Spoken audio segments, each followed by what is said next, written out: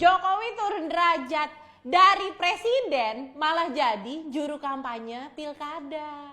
Udah dianterin pulang pakai pesawat tempur, balik lagi ke Jakarta. Kagak salah tuh Pak.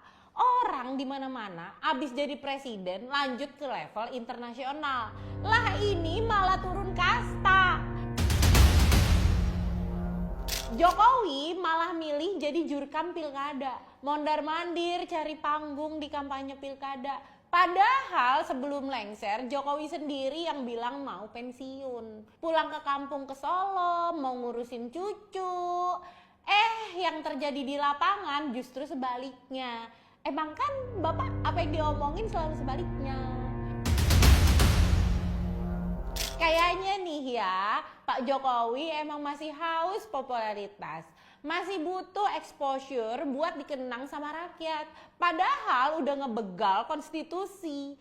Anaknya udah jadi wakil presiden. Kok kelihatan masih gak puas juga sama kekuasaan? Buktinya kemarin pas ditanya wartawan soal video Presiden Prabowo, dengan entengnya Jokowi ini ngasih keterangan ngawur soal Undang-Undang Pemilu nomor 7 tahun 2017. Buset deh Pak, kagak bisa nyantai dikit apa ya? Bawaannya pengen repot mulu jadi orang. Betah banget sih Pak di Jakarta. Jadi Jokowi bilang kalau di Undang-Undang nomor 7 tahun 2017 bahwa presiden dan wakil presiden punya hak untuk berkampanye. Hello Pak Jokowi, Anda itu udah salah malah ngotot lagi. Saya aja orang awam ngerti maksud dari undang-undang tersebut. Kok Anda bisa-bisanya punya logika ngawur? Di dalam undang-undang tersebut yang dimaksud punya hak adalah ketika si presiden atau wakil presiden emang berniat untuk ikut lagi kontestasi pemilu di periode berikutnya. Jadi si presiden tuh boleh ngambil cuti buat kampanye dirinya. Bukan malah kampanye calon kepala daerah. Itu sih namanya pelanggaran Pak. Coba bayangin, yang kayak gini-gini nih sesat pikiran ngajarin presiden yang sedang menjabat buat ngikutin cara berpikir dia. Kacau banget nih negara dibuat sesuka hati Jokowi. Di antara para presiden terdahulu, kalian perhatiin deh, ada nggak yang sibuk cawe-cawe ke akar rumput? Pak SBY misalnya. Enggak kan? Kalian hampir jarang lihat sosok Pak SBY belusukan dan mondar-mandir nge-endorse cagup-cawagup. Begitu juga dengan Bu Mega. Beliau hampir jarang kita lihat ikut turun ke akar rumput. Nah anehnya cuma Jokowi doang yang kelihatan asik banget nge-endorse para cagup yang dekat sama circle dia. Udah gitu pakai asbun bahas undang-undang. Pantes aja Presiden Prabowo sempat bikin video dukungan ke Ahmad Lutfi di Jawa Tengah.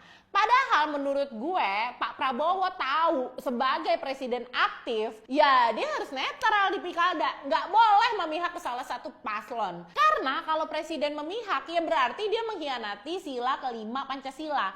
Keadilan sosial bagi seluruh rakyat Indonesia. Semoga aja Pak Prabowo masih ngerti apa makna dari keadilan. Jangan kayak mantan sebelumnya. Dia adil cuma buat kroni-kroni dan circle-nya doang.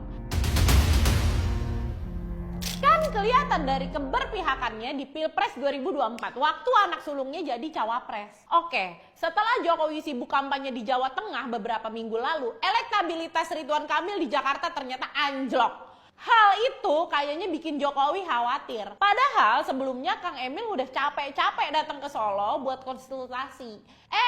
Nyatanya warga Jakarta udah nggak bisa dibegoin lagi pakai imajinasi akal-akalan. Ditambah kemunculan Anies Baswedan yang tiba-tiba ngasih dukungan buat Mas Pram dan Bang Dul di Jakarta. Jadi wajar aja kalau Ridwan Kamil langsung panik gitu. Nah ngelihat kondisi itu nggak pakai lama Jokowi terbang ke Jakarta buat ketemu sama relawannya dan yang pasti Ridwan Kamil dong. Tapi mohon maaf cawagup dari PKS Pak Suswono nggak diajak dulu ya. Takut bocor say. Di Jakarta dengan lantang Jokowi bilang kalau dia dukung Ridwan Kamil. Tapi mohon maaf ya Pak, warga Jakarta udah pada gedek banget sama situ. Apalagi sejak Pak Anies dijegal sana sini waktu Pilpres. Makin gondok deh tuh warga. Nah ngelihat Pak Anies ternyata bersikap untuk mendukung Mas Pram dan Bang Dul, ya secara otomatis relawan Anies yang anak abah sikapnya ikut mendukung Mas Pram dan Bang Dul. Kalau mau adu kuat nih ya, bukannya gue takabur, tapi anggap aja ini asumsi sotoy gue aja nih. Jadi Mas Pram itu udah didukung 3 kekuatan besar di Jakarta. Pertama The Jackmania, yang emang udah mengakar puluhan tahun di Jakarta. Kedua, relawan Ahokers dan Silent Majority yang jumlahnya juga nggak main-main.